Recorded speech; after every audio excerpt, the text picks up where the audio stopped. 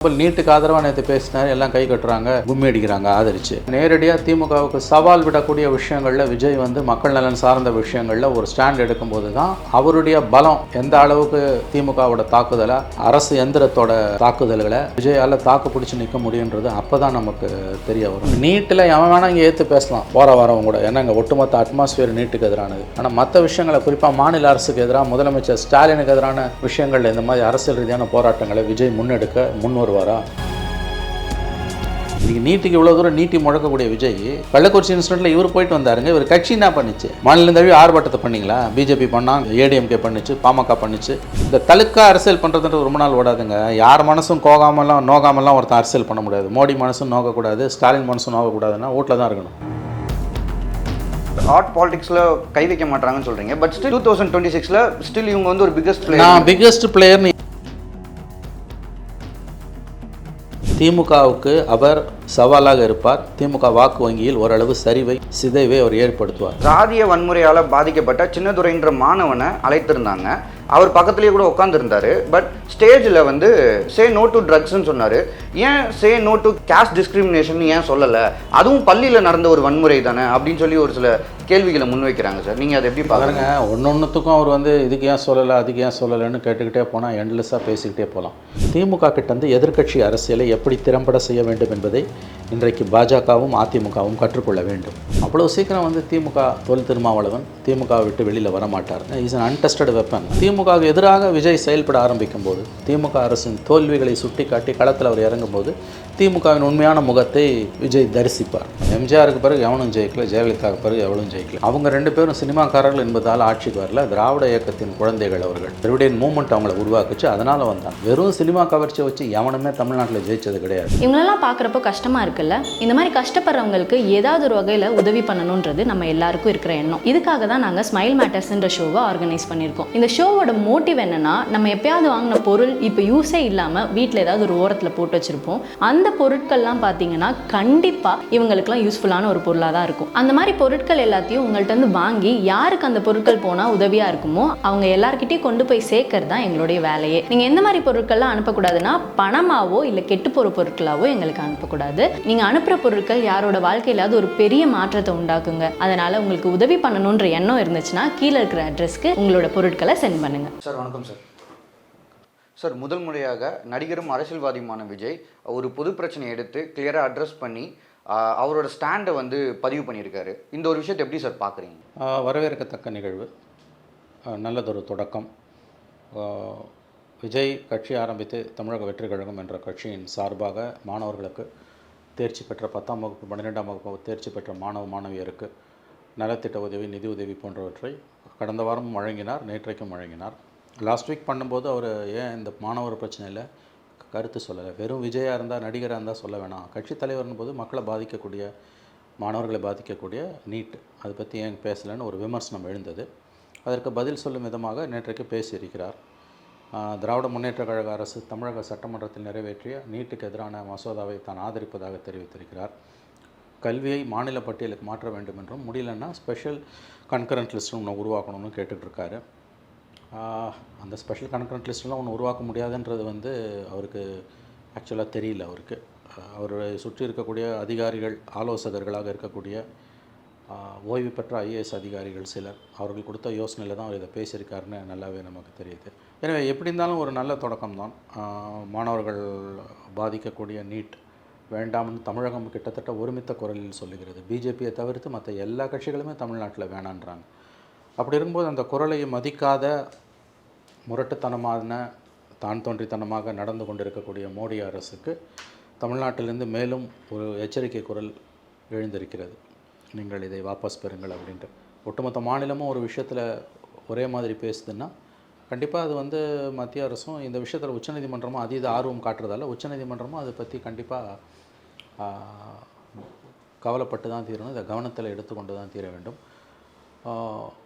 பாஜகவை தவிர்த்து ஒட்டுமொத்த அரசியல் கட்சிகளும், எல்லாரும், பொலிட்டிக்கல் கிளாஸ், அரசியல் வர்க்கம், தமிழகத்தில் உள்ள அத்தனை அரசியல் கட்சிகளும், entire political class of Tamil Nadu is up in arms against NEET. அதில் இன்னொரு குரல் இன்றைக்கு சேர்ந்து ஒலிக்க ஆரம்பித்திருக்கிறது. மற்ற விஷயங்கள் அவர் என்ன ஸ்டாண்ட் எடுக்க போகிறாருன்றது போக போக தான் தெரியும். நீட் விஷயத்தில் அவர் எடுத்த இந்த நிலைப்பாடு, விஜய் அவர்களுடைய நிலைப்பாடு வரவேற்கத்தக்கது. சார், இப்போ இந்த நீட் விஷயம் வந்து ப்ரீவியஸாக நடந்த இதில் வந்து அட்ரஸ் பண்ணலன்னு சொல்லி பேசினாங்க. இன்னொரு விஷயமும் வந்து சோஷியல் மீடியாலையும் பரவலாக மக்கள் மத்தியில் பேசக்கூடிய விஷயமும் ஒன்று பார்க்கப்படுது சார். என்னென்னா, சாதிய வன்முறையால் பாதிக்கப்பட்ட சின்னதுரைன்ற மாணவனை அழைத்திருந்தாங்க. அவர் பக்கத்துலேயே கூட உட்காந்துருந்தார். பட் ஸ்டேஜில் வந்து சே நோ டு ட்ரக்ஸ்ன்னு சொன்னார். ஏன் say no to caste discrimination ஏன் சொல்லலை? அதுவும் பள்ளியில் நடந்த ஒரு வன்முறை தானே அப்படின்னு சொல்லி ஒரு சில கேள்விகளை முன்வைக்கிறாங்க சார். நீங்கள் அதை எப்படி பாருங்க? ஒன்னொன்றுத்துக்கும் அவர் வந்து இதுக்கு ஏன் சொல்லலை, அதுக்கு ஏன் சொல்லலைன்னு கேட்டுக்கிட்டே போனால் எண்ட்லெஸ்ஸாக பேசிக்கிட்டே போகலாம். இந்த சின்னதுரைன்ற மாணவனை பக்கத்தில் கூப்பிட்டு உட்கார வச்சது தட்ஸ் த மெசேஜ். சில விஷயங்களை தெளிவாக பேச முடியும், சில விஷயங்களை வந்து மறைமுகமாக தான் பேச முடியும். அதனால் அதெல்லாம் வந்து குறை காண வேண்டும் என்பதற்காக குறை காணக்கூடியவர்கள் பேசக்கூடிய பேச்சு.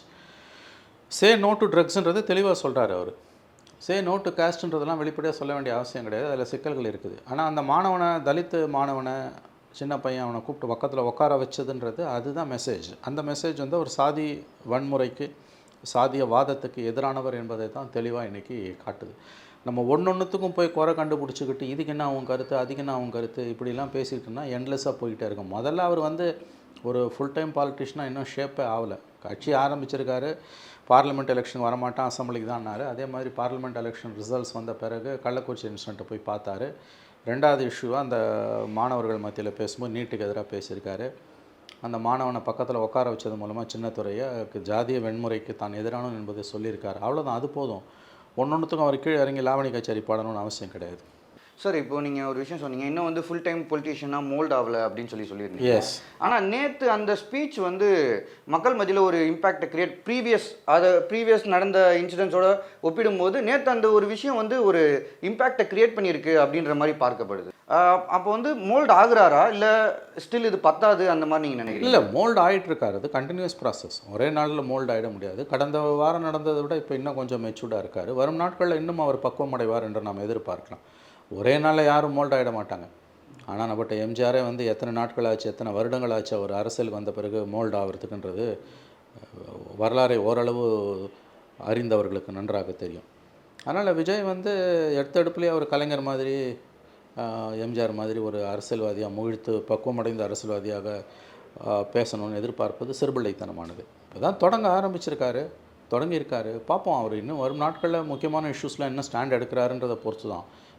இன்றைக்கி அவன் வேணால் தெருவில் போகிறவங்க கூட வந்து நீட்டுக்கு எதிராக தமிழ்நாட்டில் கோஷ்டி கானம் பாடிட்டு போயிடலாம், அந்த ஜோதியில் ஐக்கியமாயிடலாம். ஏன்னா ஒட்டுமொத்த மாநிலமும் இங்கே நீட்டுக்கு எதிராக இருக்குது. ஆனால் திமுகவை பாதிக்கக்கூடிய விஷயங்களில், நேரடியாக திமுகவுக்கு சவால் விடக்கூடிய விஷயங்களில் விஜய் வந்து மக்கள் நலன் சார்ந்த விஷயங்களில் ஒரு ஸ்டாண்ட் எடுக்கும்போது தான் அவருடைய பலம் எந்த அளவுக்கு திமுகவோட தாக்குதலை, அரசு எந்திரத்தோட தாக்குதல்களை விஜயால் தாக்கு பிடிச்சி நிற்க முடியுன்றது அப்போ தான் நமக்கு தெரிய வரும். ஃபார் எக்ஸாம்பிள், நீட்டுக்கு ஆதரவாக நேற்று பேசினார், எல்லாம் கை கட்டுறாங்க, கும்மி அடிக்கிறாங்க ஆதரித்து. கள்ளக்குறிச்சி இன்சிடெண்ட்டுக்கு எதிராக அவர் உண்ணாவிரத போராட்டம்னு ஆரம்பிக்கிறாருன்னு வச்சுக்கோங்க.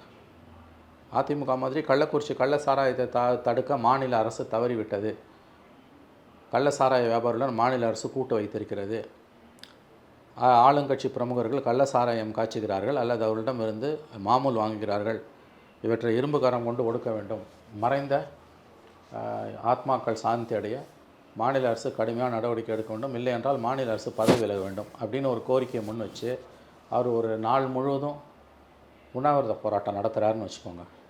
தமிழ்நாடு சென்னையில் அவர் உட்கார்றாரு அல்லது மதுரையில் உட்கார்றாரு, மற்ற கள்ளக்குறிச்சியில் சம்பவம் நடந்த இடத்துல விஜய் உட்கார்றாரு, மற்ற மாவட்டங்களில் எல்லா மாவட்ட தலைநகரங்களையும் அவருடைய கட்சிக்காரர்கள் திமுக அரசுக்கு எதிராக ஒரு நாள் உண்ணாவிரத போராட்டம் நடக்கிறதுன்னு முடிவு பண்ணுறாங்கன்னா, அதை திமுக கட்சியும், திமுகன்ற அந்த பொலிட்டிக்கல் பார்ட்டியும், திராவிட முன்னேற்ற கழகம் என்ற அரசியல் கட்சியும் அரசு எந்திரமும் எப்படி அணுகும்?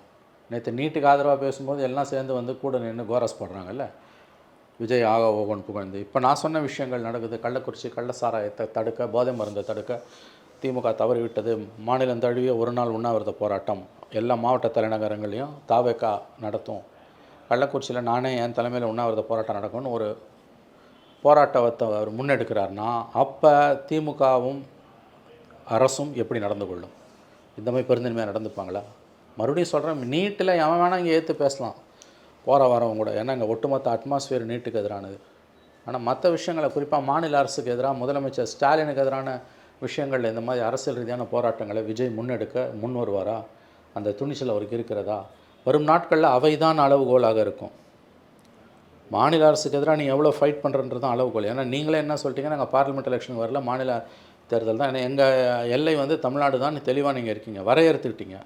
அப்படின்னா இங்கே இந்த மாநில அரசை எதிர்த்து நீங்கள் வந்து தெருக்களில் இறங்கி பெரும் போராட்டங்களை நடத்த வேண்டும். 26 சிஎம்னு சொல்லிட்டு தானே வரீங்க. நோகாமல் நோன்பு கும்பிட முடியாது. உங்களை நீங்களே வருத்திக்காமல் எந்த வெற்றிகளையும் நீங்கள் அடைய முடியாது. அதனால் மற்ற பிரச்சனைகளில் மாநிலத்தை உலுக்கி கொண்டிருக்கக்கூடிய, மாநிலத்தில் பெரிய சவாலாக இருக்கக்கூடிய மற்ற பிரச்சனைகள் குறித்து அவர் என்ன ஸ்டாண்ட் எடுக்க போகிறாரு, அதை வச்சு தான் நம்ம அவர் எடை போட முடியும். சார் நீங்கள் சொன்ன மாதிரி களத்துக்கு இன்னும் இறங்கவே இல்லையா சார், குதிக்கவே இல்லை. நீங்கள் சொன்ன மாதிரி கள்ளச்சாராய மரணங்களில் எடப்பாடி ஏடிஎம்கே தரப்பில் வந்து உண்ணாவிரத போராட்டங்கள்லாம் பண்ணாங்க. அட்லீஸ்ட் இவங்க ஏக்கத்தையாவது கொஞ்சம் இறக்கிருக்கலாம், இறக்கி நாங்கள் எங்களோட எதிர்ப்பை தெரிவிக்கிறோம், இந்த மாதிரி ஏதாவது பண்ணியிருக்கலாம். ஏன் அந்தளவுக்கு தயங்குறாங்க களத்தில் இறங்கி போராட? அதுதான் கேள்வியே. நீ வந்து வெறும் விஜய் ரசிகர் மன்றமாக இருக்க வரைக்கும் உன்னை யாரும் இந்த கேள்வி கேட்க மாட்டாங்க. நீ வந்து பாதிக்கப்பட்டவங்களுக்கு நலத்திட்ட உதவி, கள்ள சாராயத்தில் செத்தவனுக்கு 1 லட்சம், குடும்பத்துக்கு 3 மாதத்துக்கு மளிகை சாமான், அந்த மாதிரிலாம் ஏதோ கொடுத்துட்டு நலத்திட்ட உதவிகளை கொடுத்துட்டு போகிறேன்னா உன்னை எவனும் கேள்வி கேட்க மாட்டான்.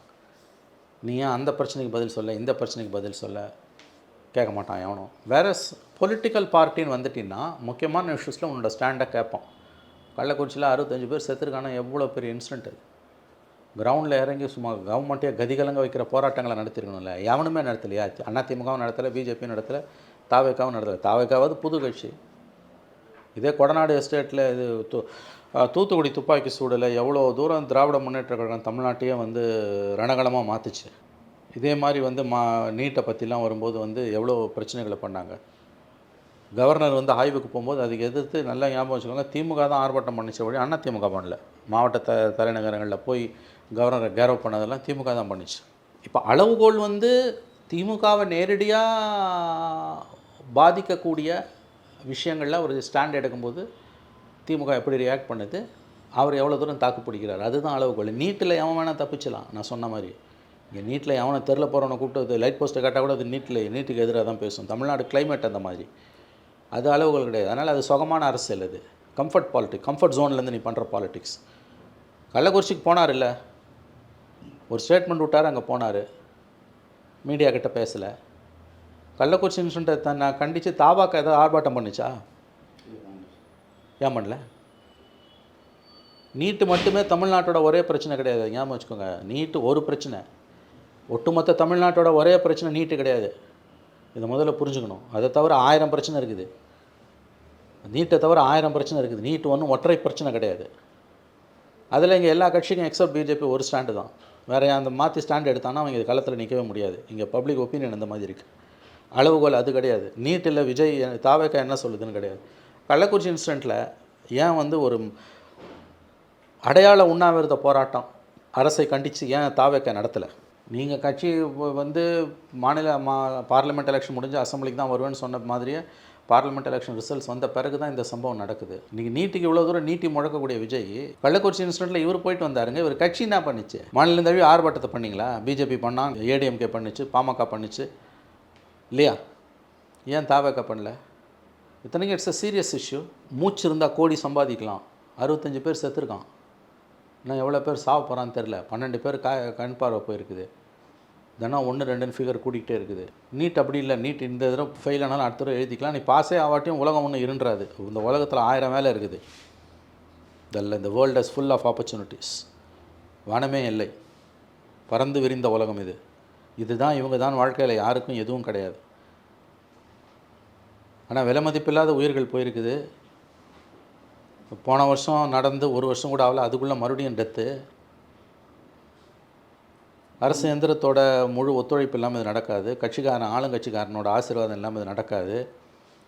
கள்ளக்குறிச்சி இன்சிடெண்ட்டில் தமிழ்நாட்டில் மாநிலம் தழுவிய அளவில் எல்லா மாவட்ட தலைநகரங்கள்லையும் அல்லது சென்னையில் சின்ன கட்சி, அதனால் எல்லா இடத்துலையும் மொபிலைஸ் பண்ண முடியாது. சென்னையில் ஒரு போராட்டத்தை உண்ணாவிரதத்தை விஜய தலைமை தாங்கி அரசை கண்டித்து நடத்தியிருந்தாருன்னா அது அரசியல். இது வரைக்கும் அரசை கண்டித்து, தமிழ்நாடு அரசை கண்டித்து அவர் என்ன பேசியிருக்காரு, என்ன போராட்டம் நடத்தியிருக்காரு? அளவுகோல் அது. ஏன்னா 26 ஆட்சிக்கு வரப்போகிறேன்னு சொல்கிறீங்க, நான் தான் முதலமைச்சர்ன்றீங்க. நீங்கள் இதை சொன்னாலும் சொன்னாட்டியும் புது கட்சி ஆரம்பித்து வரும்போது 26 போட்டி உங்களுக்கும் திமுகவும் தான். அதாவது திமுக நீங்கள் ஒரு கண்டென்டராக இருப்பீங்க, உங்களுக்கும் திமுகன்னு நான் அப்படி சொல்லலை, அது தவறு. அது இப்படி நீங்கள் புரிஞ்சுக்கணும். You will be one of the biggest players. அப்போ நீங்கள் வந்து திமுக அரசின் தோல்விகளை தோலுரிக்க ஏன் களத்தில் இறங்கி ஆர்ப்பாட்டங்கள், உண்ணாவிரதங்கள் இவற்றையெல்லாம் நடத்த தயங்குறீங்க? இந்த தலுக்கா அரசியல் பண்ணுறதுன்றது ரொம்ப நாள் ஓடாதுங்க. யார் மனசும் நோகாமலாம் ஒருத்தன் அரசியல் பண்ண முடியாது. மோடி மனசும் நோக்கக்கூடாது, ஸ்டாலின் மனசும் நோக்கக்கூடாதுன்னா வீட்டில் தான் இருக்கணும். என்ஜிஓ பாலிடிக்ஸ் தான் பண்ணணும். ப்ரெட்டு கொடுத்துக்கின்னு, புக்கு கொடுத்துக்கின்னு, சைக்கிள் கொடுத்துக்கின்னு, that's called NGO politics. Politics இல்லை இது. Politics is a hard path. Kallakurichi இன்சிடென்ட்டில் மாநில அரசு நீங்கள் கடுமையாக விமர்சித்திருக்க வேண்டும். மாநிலத்தை நடுங்க வைக்கக்கூடிய போராட்டங்களை நடத்தியிருக்க வேண்டும். அப்போ தானே நீ அரசியல் தலைவர். அம்மா நீட்டுன்னு கத்தின்னு இருக்கிறது ஒன்றும் அரசியல் கிடையாது. அஃப்கோர்ஸ் அது நல்ல ஸ்டாண்ட், வரவேற்கத்தக்க ஸ்டாண்ட். மறுபடியும் சொல்கிறேன், நீட்டு மட்டுமே தமிழக அரசியலோட ஒற்றை பிரச்சனை கிடையாது. சார் இப்போது இவங்க வந்து இறங்கி ஒரு ஆர்ட் பாலிடிக்ஸில் கை வைக்க மாட்டாங்கன்னு சொல்கிறீங்க. பட் ஸ்டில் 2026 ஸ்டில் இவங்க வந்து ஒரு பிக்கஸ்ட் பிளேயர். நான் பிக்கஸ்ட் பிளேயர்னு எங்கேயுமே சொல்லலை. நான் சொன்னதை நல்லா திருப்பி போட்டு பாருங்கள். அவர் வரதால் யாருக்கு பாதிப்புன்னு கேட்குறாங்க. நான் சொல்கிறேன் திமுக தான் பாதிப்புன்றேன். ஏன்னா திமுக தான் பிரதான கட்சி, ஆளக்கூடிய கட்சி, அடுத்த ஒரு வெற்றி வாய்ப்பு உள்ள கட்சி. விஜய் வந்து புது பிளேயர். அவர் வந்து he will make a dent. திமுகவுக்கு அவர் சவாலாக இருப்பார். திமுக வாக்கு வங்கியில் ஓரளவு சிதைவை அவர் ஏற்படுத்துவார். ஆங்கிலத்தில் சொல்கிறேன்னா you will be a disruptor, you cannot be a winner. அவர் ஸ்டாலின் உதயநிதி வந்துட்டார்னா எஸ்பெஷலி உதயநிதிக்கு ஒரு தடைக்கல்லாக இருப்பார். டிஸ்ரப்டர்னால் தொந்தரவு கொடுக்குறவன், டிஸ்ரப்ட் பண்ணுறவன், விக்டர் கிடையாது. ஸோ பெரிய கட்சிலாம் நான் எங்கேயுமே சொல்லலை. அவர்கிட்ட அதிகபட்சம் ஒரு 8லேருந்து 10% ஓட்டு வந்தாலும் அது திமுக வாக்குகள் கணிசமாக இருக்குது. அடுத்த தலைமுறைகிட்ட திமுக கடந்த தலைமுறைகள்கிட்ட தன்னுடைய சித்து வேலைகளை காட்டியது போல் காட்டி வெற்றி பெற முடியாது. நிறைய சிக்கல்கள், கோளாறுகள் திமுக ஆட்சியில் இருக்கின்றன.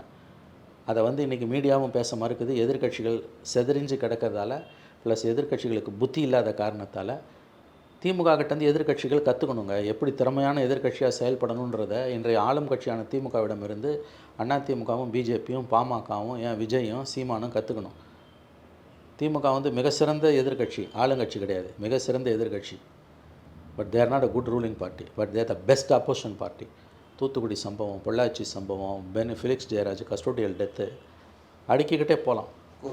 கோவிட் டைமில் பண்ண ஒயின் ஷாப்ஸை திறந்தது, இந்த மாதிரி நிறைய பிரச்சனைகளை, கஸ்டோடியல் டெத்து, நிறைய பிரச்சனைகளை அடுக்கிக்கிட்டே போகலாம். திமுக கிட்டேருந்து எதிர்க்கட்சி அரசியலை எப்படி திறம்பட செய்ய வேண்டும் என்பதை இன்றைக்கு பாஜகவும் அதிமுகவும் கற்றுக்கொள்ள வேண்டும்.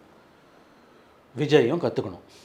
விஜய் வந்து பெரிய பிளேயர் நான் எங்கேயுமே சொல்லலை. விஜய் வந்து ஒரு மார்ஜினல் பிளேயராக தான் வருவார் 26. ஆனால் அவர் வந்து கண்டிப்பாக திமுக, குறிப்பாக உதயநிதி ஸ்டாலினுக்கு ஒரு சேலஞ்சாக இருப்பார். சேலஞ்சுனா உதயை வீழ்த்த முடியாது, ஆனால் உதயை டிஸ்டர்ப் பண்ண முடியும். He will be a disruptor, not a Victor.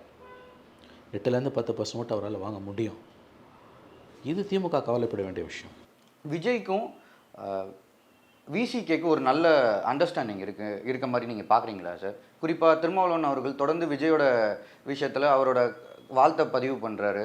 அவங்களுக்குள்ள ஒரு பிரிட்ஜ் இருக்க மாதிரி இருக்குது. அதை எப்படி சார் பார்க்குறீங்க? இல்லை, அதெல்லாம் இப்போ சும்மா வாய் வார்த்தையாக பேசிக்கிறது. இது அவங்களுக்குள்ள பிரிட்ஜு இருக்கா இல்லையான்றதெல்லாம் வந்து நமக்கு தெரியாது. இதெல்லாம் வந்து தனிப்பட்ட முறையில் நிறைய எல்லாரோடையும் உறவு இருக்க தான் செய்யும். எல்லா கட்சியிலையும் திரும்ப நண்பர்களை வைத்திருப்பார். அந்த மாதிரி வந்து விஜய் கட்சியும் வச்சுருக்காரு. இதெல்லாம் வந்து நீங்கள் கான்க்ரீட்டாக அவங்க அலையன்ஸ் ஃபார்மேஷன் பண்ணும்போது தான் சொல்ல முடியும். இப்போ சொல்ல முடியாது.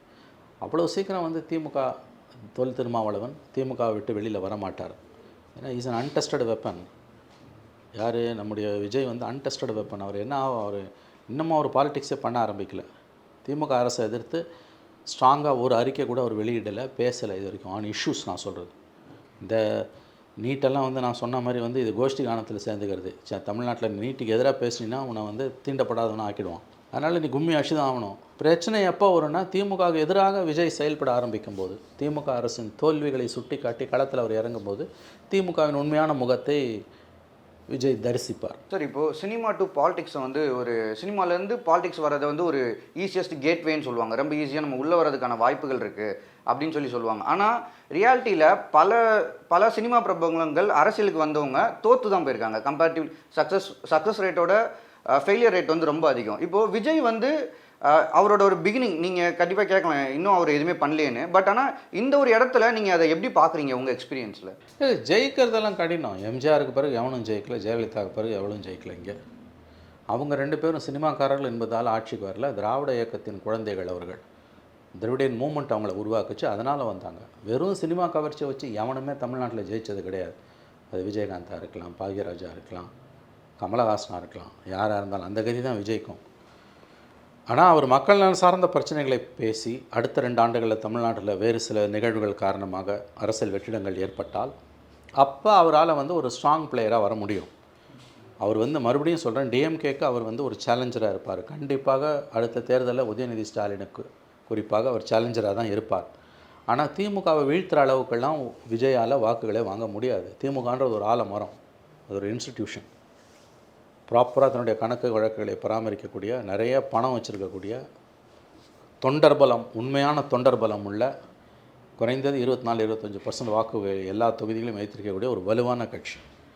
அவங்கள எதிர்த்தெல்லாம் ஒருத்தர் வந்து அதுவும் முதல் எலெக்ஷன்லேயே ஜெயிக்கிறதுன்றதெல்லாம் அறவே சாத்தியமற்றது. ஆனால் திமுக இதை ஒரு எச்சரிக்கை மணியாக எடுத்துக்கணும். இன்றைக்கி தமிழ்நாட்டில் உண்மையான எதிர்க்கட்சிகள் இல்லை. ஏன்னா பிஜேபி எதேதோ பேசிகிட்டு இருக்கான், அவனுக்கு பாலிடிக்ஸ் பண்ண தெரியல. அதிமுக எடப்பாடி பழனிசாமி முரட்ட பிடிவாதம் பிடிக்கிறார், யாரையும் சேர்த்துக்க மாட்டேன்னு சொல்லிட்டு.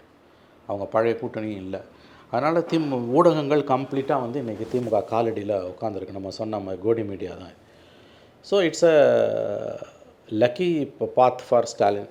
எந்த ஒரு முதலமைச்சருக்கும் காமராஜர், அண்ணா, எம்ஜிஆர் காலத்துலேருந்து ஜெயலலிதா காலம் வரைக்கும், எடப்பாடி காலம் வரைக்கும், the most luckiest chief minister in Tamil Nadu history since independence is Muthuvelu Karunanidhi Stalin.